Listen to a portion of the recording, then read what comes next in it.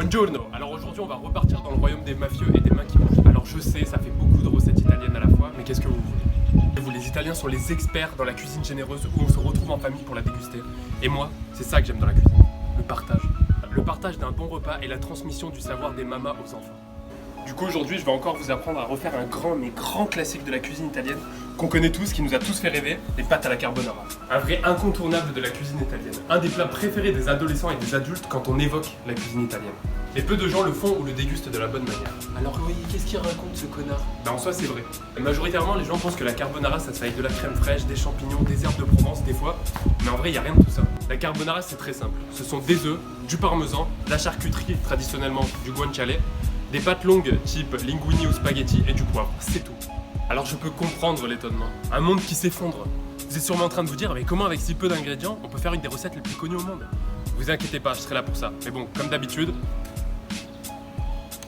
Ah oui, c'est vrai. Un petit brin d'histoire. Bref, parlons un peu des pastas à la carbonara. Alors je vais pas vous la faire à chaque fois, les créations des plats sont liées à des légendes, histoires, et chaque région a sa version, mais j'en ai trouvé là quelques-unes assez intéressantes. Là on commence avec un récit assez tangible mais qui trouve quand même un peu de son sens. Le plat viendrait de charbonniers qu'on appelait à l'époque carbonari, qui sont les gens qui travaillent dans le charbon.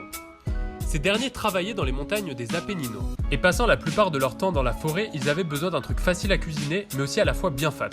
Du coup les pâtes, les œufs, le lard et le fromage semblent être le combo parfait pour eux. Deuxième histoire qui là semble plus réaliste mais qui est quand même à prendre avec des grosses pincettes, car les plus puristes des Italiens pourraient vous insulter. La carbonara serait le résultat d'une fusion américo-italienne. En effet, à leur arrivée en Italie et globalement en Europe afin de la libérer pendant la Seconde Guerre mondiale, les Américains ont ramené avec eux les rations qu'ils donnaient à chaque militaire, soit du bacon, des nouilles, du milk cream et des œufs en poudre. Vous voyez où je veux en venir.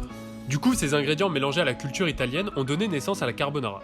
Mais bon, c'est vraiment à prendre avec des pincettes, d'autant plus qu'à cette époque existait encore la tradition des cacio e pepe, qui sont des pâtes que l'on achetait dans la rue et que l'on dégustait avec la main.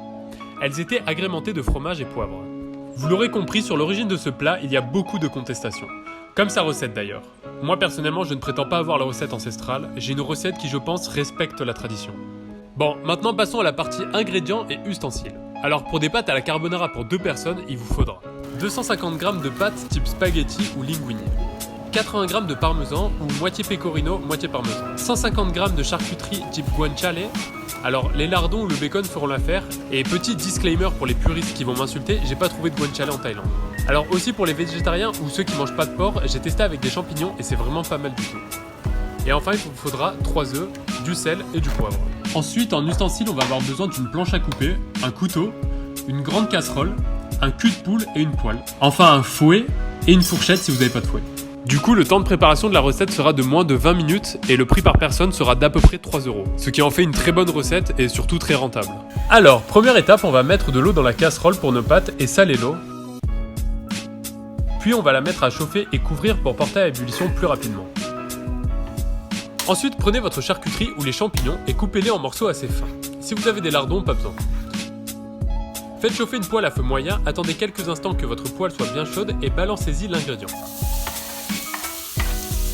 Assaisonnez avec du poivre et laissez le tout cuire. Le but là est de faire cuire doucement pour rendre la charcuterie bien croustillante et faire bien ressortir le gras. Si jamais il y a vraiment trop de gras dans la poêle, videz-en un peu mais il faut en garder pour la suite de la recette. Maintenant passons à la sauce. Cassez vos 3 œufs entiers dans votre cul de poule, alors certains font 2 œufs, un jaune ou autre. Moi je fais comme ça parce qu'après avoir testé plein de façons différentes, c'est le mieux je trouve. Donc après avoir cassé vos œufs, mélangez bien avec le fouet et incorporez-y le parmesan. Et là aussi mélangez bien. Le but est d'avoir une consistance d'une sauce bien épaisse.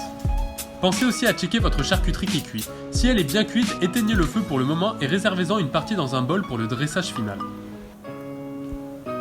Après, quand votre eau commence à bouillir, mettez vos pâtes à cuire le temps indiqué sur le paquet, mais a priori ça sera à peu près 7 à 8 minutes car on veut des pâtes al dente. À mi-cuisson de vos pâtes, mettez 6 cuillères à soupe minimum d'eau des pâtes dans votre sauce afin de la rendre plus lisse et mélangez bien. Goûtez vos pâtes. Quand vous sentez qu'elles sont presque al dente, remettez à cuire votre charcuterie à feu vif. Quand vos pâtes sont enfin al dente, transvasez-les dans votre casserole à l'aide de 2 fourchettes et avec un peu d'eau de cuisson, puis mélangez bien et laissez cuire. Attendez totale absorption par les pâtes, c'est-à-dire à peu près 1 minute 30. Enfin, transvasez les pâtes dans votre cul de poule où il y a votre sauce et mélangez afin d'enrober les pâtes de sauce. Pour servir, vous pouvez y aller comme un barbare, mais bon, si vous voulez faire un beau truc, munissez-vous d'une grosse cuillère ou d'une grosse louche et de 2 fourchettes. Prenez avec vos fourchettes des pâtes et enroulez-les dans votre cuillère jusqu'à l'obtention d'un beau tourbillon de pâtes que vous déposerez au milieu de l'assiette. Ensuite, poivrez bien, remettez encore un peu de parmesan parce que c'est la vie, et enfin déposez vos morceaux de charcuterie. Maintenant, l'étape ultime, faire déguster le tout à un Italien. Grazie mille.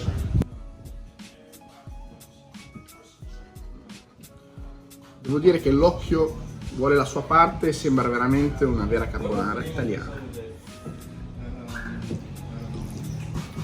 Cremoso, assaggiamo.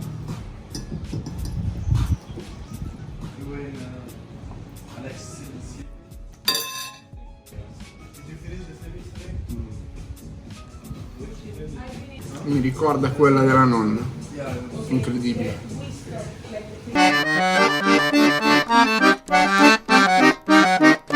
Comme vous l'avez remarqué, ce plat plaît aux plus puristes des Italiens. Donc comme d'habitude, bien sûr, n'hésitez pas à partager, à vous abonner, à liker, à commenter. Et surtout, n'oubliez jamais, n'importe qui peut cuisiner. Hey Joe, stop eating, that was just for the video. Sammy, che devi stare nel video per dirti che la pasta è buona, non me la fai neanche finire? Down, yeah. I've been feeling so down, yeah. Can you tell me why? Can you tell me why I'm down, yeah. No friends of mine around, yeah. Now I'm thinking I might have caught the June blue.